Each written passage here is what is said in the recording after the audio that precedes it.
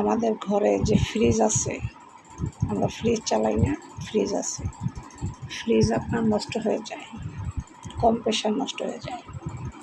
Compressor ঠিক করার জন্য লোক আসে, এটা হচ্ছে তাদের উছিলা, কাজের উছিলায় আসে। মূলত ওই কম্প্রেসার ঠিক করার উছিলায় আসে না, আসে হচ্ছে বাড়ি লুট করার জন্য। আগে খবর নিয়ে দেখে বাড়িতে লোকজন কয়জন, যদি 2-3 জন থাকে তাহলে তাদেরকে স্প্রে করতে সুবিধা হয়, আর যদি পুরুষ মানুষ না থাকে তাহলে আরও সুবিধা হয়। আগে খোঁজ নিয়ে তারপরে তারা আসে। তো বেশিরভাগ স্বামীরা তো অফিসেই চলে যায়, তারা তার বাসায় থাকে না, মহিলা থাকে, মেয়েরা থাকে, আর বিশেষ করে মায়েরা বাসায় থাকে। তো ফ্রিজ ঠিক করার জন্য বাসায় আসছে, এই ঘটনা আমাদের এলাকায় ঘটতেছে।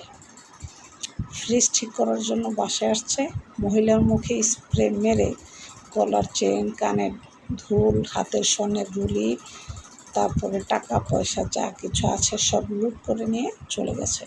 এখন এগুলো অ্যাভেলেবেল হচ্ছে, আপনারা সাবধানে থাকবেন।